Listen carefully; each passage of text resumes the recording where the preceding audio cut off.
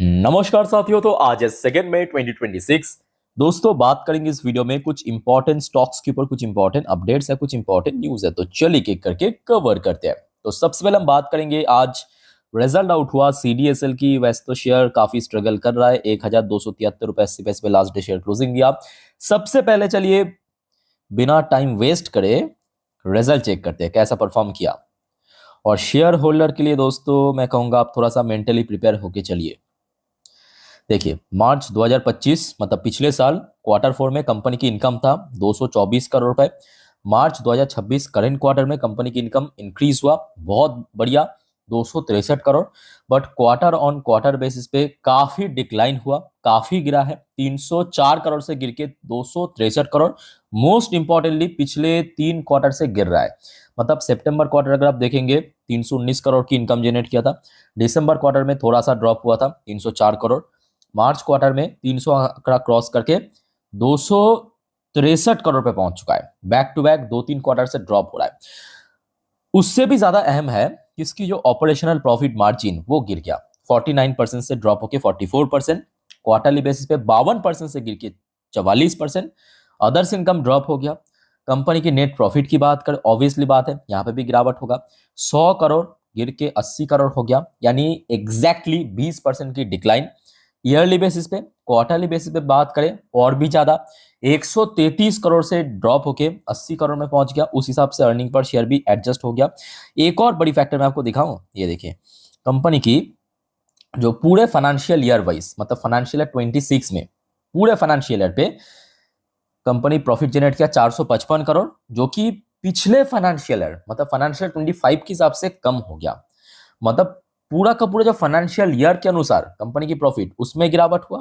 Company की इस quarter भी गिरा, चाहे क्वार्टरली चाहे ईयरली, मार्जिन गिरा, इनकम गिरा, प्रॉफिट गिरा, सब गिरा। ठीक है, तो जिस वजह से मैं कहूंगा थोड़ा सा आप लोग मेंटली प्रिपेयर होकर चलिए, खास करके अगर आपके पास सीडीएसएल की शेयर है तो। अच्छा, कंपनी शायद डिविडेंड दिया है, एक बार मैं आपको देख के बताता हूँ।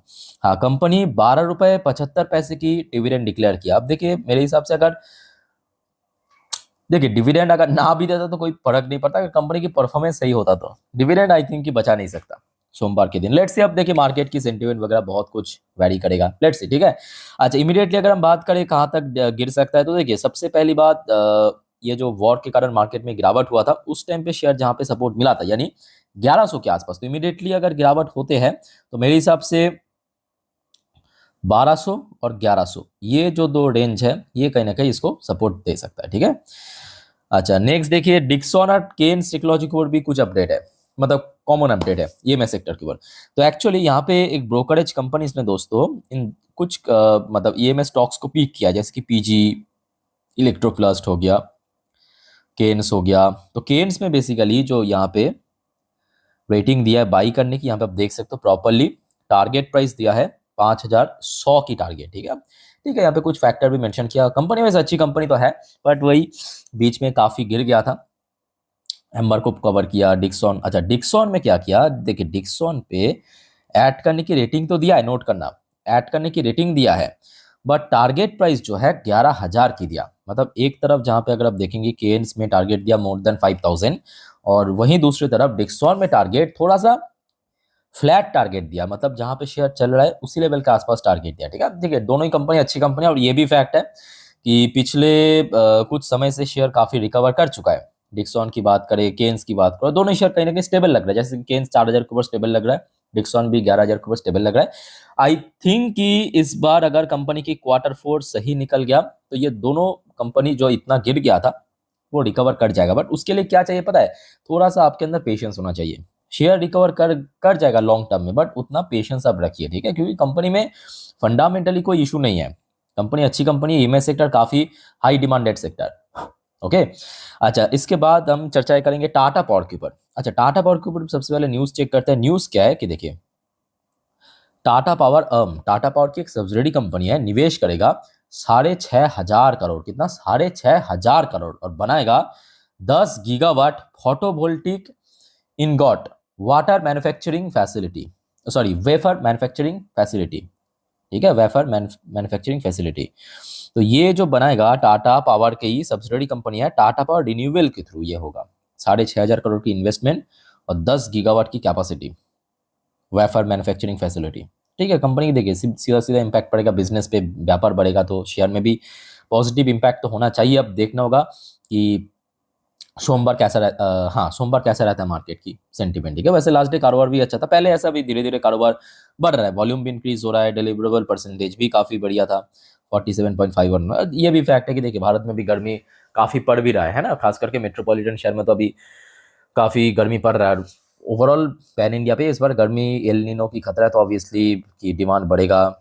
और भारत में मेनली मई जून इन्हीं सब महीने पे ही गर्मी पड़ता है। ठीक है, तो शेयर कहने के जिस वजह से एकदम से स्पाइक कर रहा है शेयर, पिछले एक महीने पे 15-16% चल गया, जो बीच में काफी स्ट्रगल कर रहा था 410-400 की रेंज को ब्रेक करने में। तो इमीडिएटली मैं कहूंगा शेयर के लिए सबसे क्रूशियल लेवल है 450 से लेके 460, यहीं पे हडल मिल सकता है। इस इनकेस अगर इस हडल पॉइंट को क्रॉस कर लिया तो अगला जो नंबर बनेगा 480, और उसके बाद सीधा सीधा 500, जो कि शेयर की लाइफ टाइम हाई 2024 में टच किया था। ठीक है, अच्छा टाटा पावर के बाद दोस्तों आ जाइए थोड़ा सा हम ग्रे मार्केट प्रीमियम चेक करते हैं आईपीओस की। अच्छा, बैगमैन रिएट आईपीओ, रियलिटी सेक्टर की आईपीओ 4% की प्रीमियम। रिकॉर्ड स्टूडियोज 23% की काफी बढ़िया प्रीमियम चल रहा है।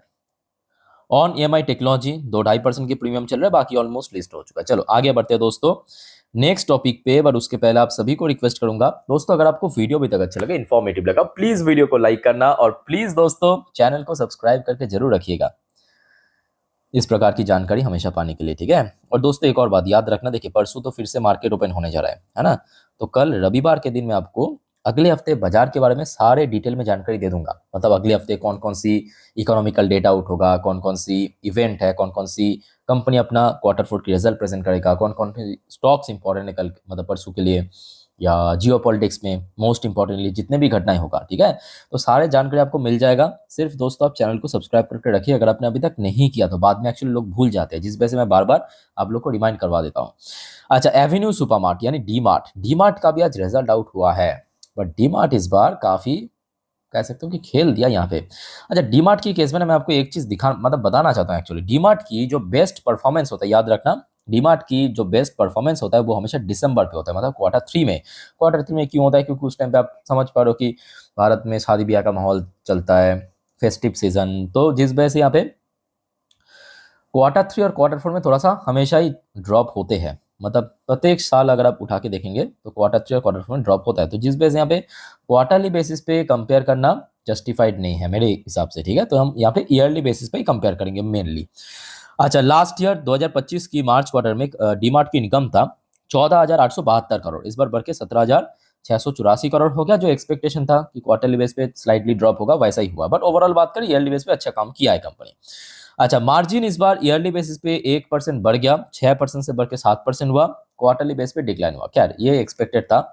प्रॉफिट की बात करें, प्रॉफिट भी लास्ट ईयर में था Q4 में 551 करोड़ से बढ़ के 656 करोड़ पे पहुंच चुका है, और एज यूजुअल कंपनी की Q3 हमेशा बेस्ट होता है, 856 करोड़ से गिर के क्वार्टरली 656 हुआ। ठीक है, अर्निंग पर शेयर बढ़। तो ओवरऑल बात करें डीमार्ट की रिजल्ट तो मैं कहूंगा कि ठीक ठाक रहा। देखना होगा मार्केट में रिएक्शन कैसा होता है, मतलब खास करके सोमवार के दिन सुबह जब ब्रोकरेज कंपनीज ने इसको कवर करेगा, रेटिंग देगा, टारगेट देगा, उसको भी बहुत कुछ वैरी करेगा। बट ये भी फैक्ट है कि शेयर अभी काफी चल भी चुका है, मतलब शेयर में 26-27% रिकवरी हो चुका है, बट अभी भी देखिए लाइफ टाइम हाई पे पहुंचना बाकी है, क्योंकि शेयर की जो life time high share touch किया था 5,300 सितंबर 2024 में, उसके बाद से तो मोस्टली टाइम नीचे ही था, 4,000 के नीचे था, 4,000 तो इतना स्ट्रगल करके क्रॉस किया। ठीक है, तो इसके ऊपर दोस्तों कल नजर रखना, मतलब सोमवार के दिन। अच्छा, फिर आ जाइए Hindustan aeronautics limited, defence company, और अभी डिफेंस सेक्टर में डिमांड बहुत बढ़ रहा है, चाहिदा बढ़ रहा है। तो 2-3 अपडेट है, एक आध नहीं 2-3 अपडेट।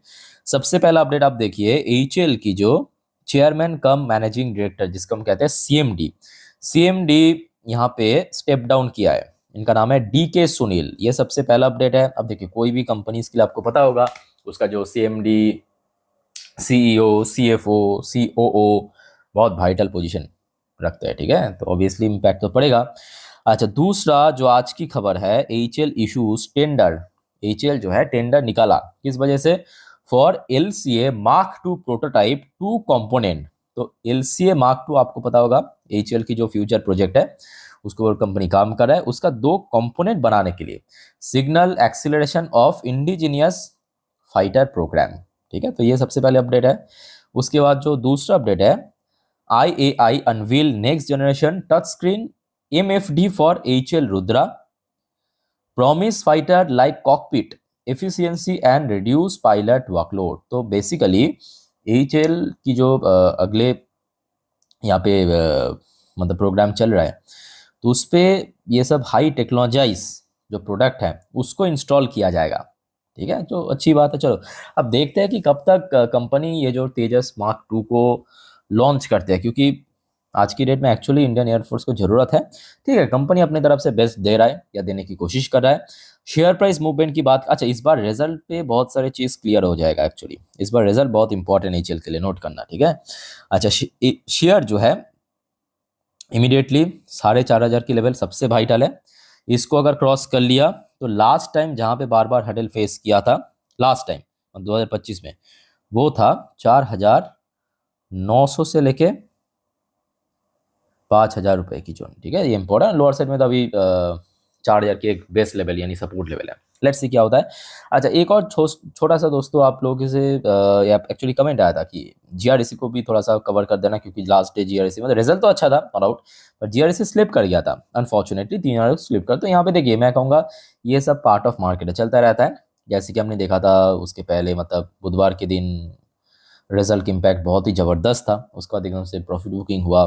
ठीक है, तो इसमें कंपनी की कोई हाथ नहीं, कंपनी इस बार अच्छा परफॉर्म किया है, ये बेस्ट पार्ट है। जैसे कि यहाँ पे आप देख सकते हो हर एक सेगमेंट पे कंपनी अच्छा काम किया है। सो इमीडिएटली ठीक है 3,000 की लेवल क्रूशल तो है, बट आई होप कि बहुत जल्दी शेयर इसके ऊपर अगर होल्ड कर गया तो मे भी फर्दर रिकवर दे सकता है। और रिकवर मतलब जो लास्ट ईयर पे शेयर की लाइफ टाइम हाई आपके ऑपरेशन सिंदूर के समय 3,500 उस लेवल के आसपास भी शेयर पहुंच सकता है। ठीक है, बाकी दोस्तों और कोई आपका डाउट्स कंफ्यूजन कमेंट करके बताइए। वीडियो अच्छा लगे तो लाइक करना, चैनल को सब्सक्राइब करना, शेयर जरूर करना वीडियो को। टेक केयर, बाय बाय, जय हिंद।